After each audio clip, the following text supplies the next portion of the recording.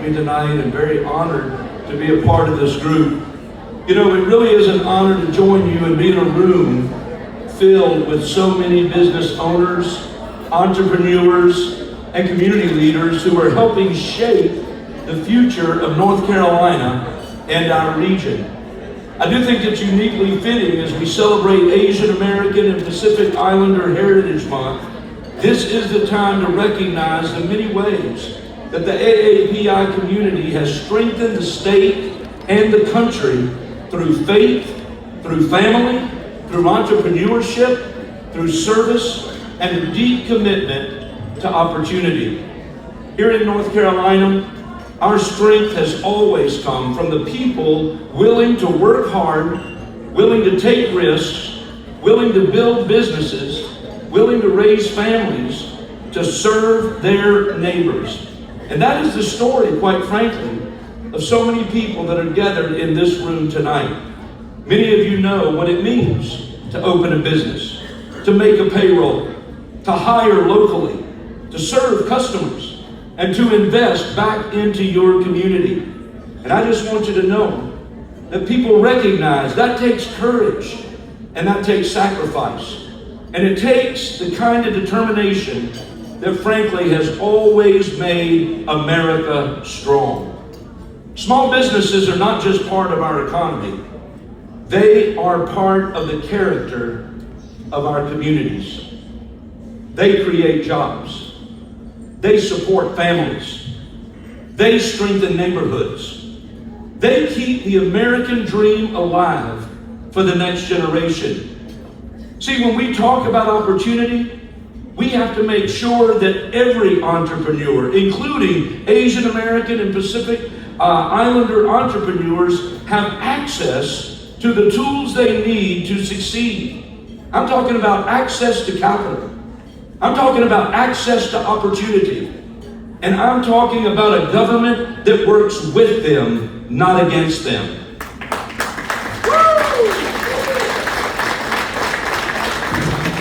I will tell you, in the 119th Congress, I'm focused on policies that help businesses grow, create jobs, and keep more of what you earn. That's why last summer, our Congress passed the Working Families Tax Cut to give small businesses more certainty and more room to grow. I realize there's all kinds of ideas about that legislation, but let's be clear. Thanks to this legislation, the average small business owner is expected to save nearly $7,000. And that's relief that helps businesses reinvest, plan for the future, and protect jobs, including more than 2.6 million small business employees across the Carolinas, and yes, more than 103,000 of them are right here in my North Carolina's 8th Congressional District. Can I just tell you something tonight? For small businesses, and you know it, certainty matters. See, this legislation made the 20% small business deduction permanent, giving Main Street businesses long-term tax relief instead of forcing them to have to plan year to year, not knowing what's next. It also increased the amount small businesses can immediately write off for equipment, machinery, and other capital purchases that they need in order to grow.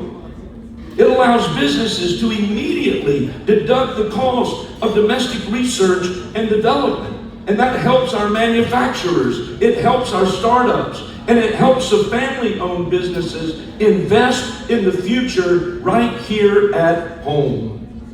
And let me tell you something. I haven't found anybody, Republican, Democrat, unaffiliated, that has disagreed with this. For workers, how about no tax on tips and no tax on overtime, so hardworking Americans keep more of what they earn? You see, these are practical, pro-growth policies. Yes, they protect paychecks. Yes, they reduce burdens on small businesses. And yes, they support American manufacturing. And yes, they keep Main Street competitive. On tax day, I had the privilege of meeting with one of my constituents, Courtney Silver from Concord, the president and owner of Ketchy Incorporated, a third-generation precision CNC machine shop with fewer than 25 employees. Her story shows what's possible when small businesses have the certainty they need to invest and grow. For Ketchy, that meant $1.1 million in new machines. It meant $400,000 in technology upgrades and continued good-paying jobs right here in North Carolina.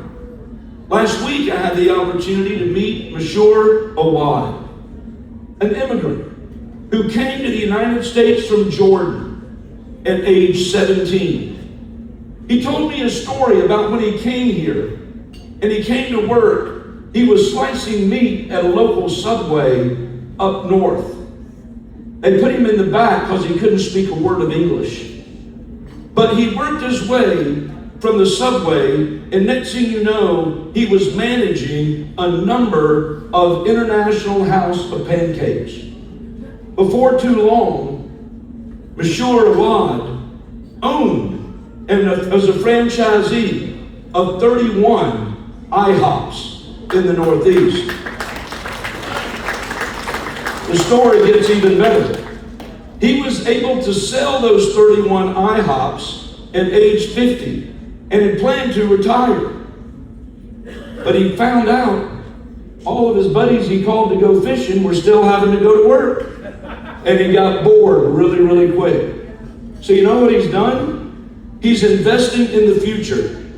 And in fact, 2 weeks from now, he will open up his 20th McDonald's franchise, and the 20th one will be right over there in Concord. I had the pleasure of visiting with him. I had the pleasure of working the line. I had the pleasure of spending time with his crew. And I also had the pleasure of presenting a challenge coin to a young woman who at age 30 has just managed to be promoted to operations manager, managing over $35 million worth of assets. And she had taken advantage of the Archways educational program and was set to graduate from Colorado State University with her degree. And I was able to congratulate her and share with her how proud we are of the incredible part that she has played and continues to play.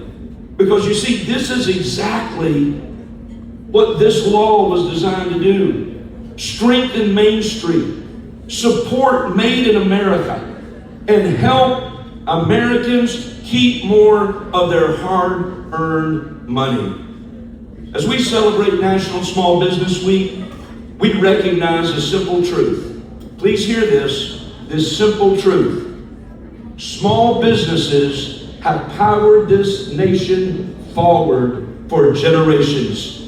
The Carolinas AAPI Business Alliance represents the best of that spirit. You are building businesses. You are strengthening communities. You are mentoring the next generation. You in this room are helping keep the American dream alive. That's what this is about.